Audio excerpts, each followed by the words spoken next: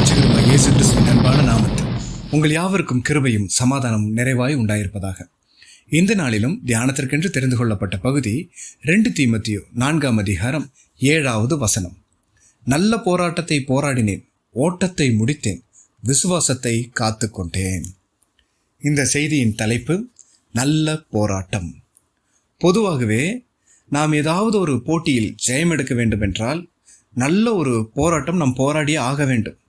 உலக பிரகாரமான போட்டிகளிலே ஜெயம் எடுப்பதற்கு நாம் கடினமான பாடுபட வேண்டும், உழைக்க வேண்டும்.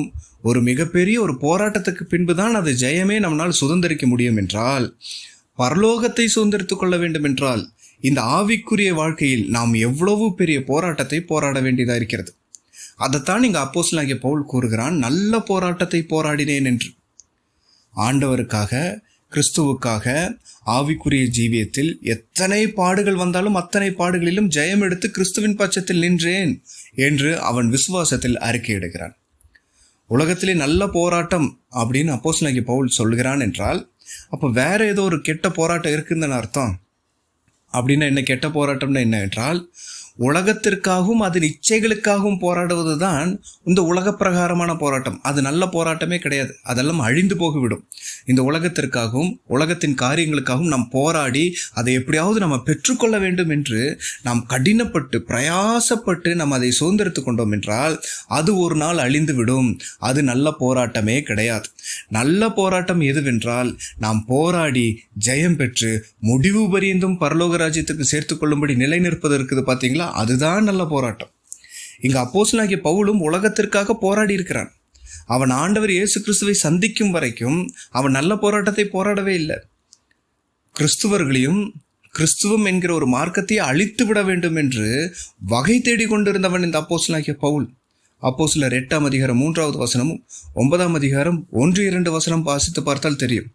சபைகளை துன்பப்படுத்தினவன், எல்லோரையும் கொலை செய்ய வேண்டும் என்று விரும்பி கிறிஸ்துவர்களையே அழிக்க வேண்டும் என்று வைராக்கியமாய் இருந்தவன் இந்த அப்போஸ்தலனாகிய பவுல். ஆனால் நாள் ஒன்று வந்தது. ஆண்டவர் இயேசு கிறிஸ்து இந்த பவுலை சந்தித்தார். சவுலாய் இருந்தவன் கிறிஸ்துவுக்குள் பவுலாக மாறுகிறான். சபையை துன்பப்படுத்தியிருந்த சவுல் இப்பொழுது சபைக்காக பாடுபடுகிறான். கிறிஸ்துவர்களை துன்பப்படுத்தின சவுல் இப்பொழுது பவுலாக மாறி கிறிஸ்துவுக்காக தன்னையே ஒப்பு கொடுத்து தான் பாடுபட முன் வருகிறான். 2 கொரிந்தியர் 11:23-27 வாசித்து பார்த்தால் அங்கே பவுல் படுகிற பாடுகள் குறித்து எழுதப்பட்டிருக்கிறது. என்றால் அத்தனை பாடுகளின் மத்தியிலும் அவன் கிறிஸ்துவை விட்டு பின்வாங்காமல் நல்ல போராட்டத்தை போராடி கிறிஸ்துவுக்குள் நிலை நின்று அவன் பரலோக ராஜ்யத்தை சுதந்திரித்துக் கொள்கிறான். நீதியின் கிரீடம் எனக்காக வைக்கப்பட்டிருக்கிறது என்று கூறுகிறான். என்றால் நம்மளுடைய வாழ்க்கையில் எப்படி இருக்கிறோம்? ஒரு சின்ன பிரச்சனைக்காக நம்ம ஆண்டவரை விட்டு பின்வாங்கி போய் விடுகிறோமா? அல்லது ஆண்டவருக்காக போராடுவதை விட இந்த உலகத்திற்காகவும் அதன் காரியங்களுக்காகவும் நாம் போராடி கொண்டு இருக்கிறோமா என்று நம்மை நாமே ஆராய்ந்து பார்த்து கொள்ள வேண்டும். கர்த்தர் தந்த இந்த மகிமையான இந்த வாழ்க்கையை நாம் எதற்காக பயன்படுத்துகிறோம்? உலகத்திற்காகவா? உலகத்தின் கவலைகளுக்காகவா? உலகத்தின் செல்வத்துக்காகவா? இல்லை, மாறாக நாம் கர்த்தர் தந்த இந்த ஜீவியத்தை கர்த்தருக்காகவும் பரலோக ராஜ்யத்திற்காகவும் கிறிஸ்துவுக்காகவும் நம்மை ஒப்பு கொடுத்து நல்ல போராட்டத்தை போராடும்போது கர்த்தர் நமக்காக யாவையும் செய்து முடிக்கிறார். கர்த்தர் நமக்கு ஜெயம் தருகிறவராய் இருக்கிறார். அப்போஸ்தலனாகிய பவுலுடைய வாழ்க்கையில் எத்தனை போராட்டங்கள் வந்தாலும் அத்தனை போராட்டங்களிலும் கர்த்தர் நின்று ஜெயம் தந்தார்.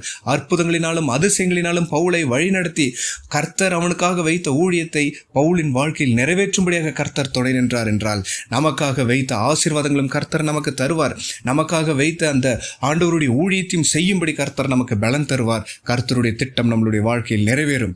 எனவே நல்ல போராட்டத்தை போராடுவோம், பரலோக ராஜ்யத்தை சுதந்திரித்துக் கொள்வோம். கர்த்தர் தாமே இந்த வார்த்தைகளை ஆசீர்வதிப்பாராக. ஆமேன், ஆமேன்.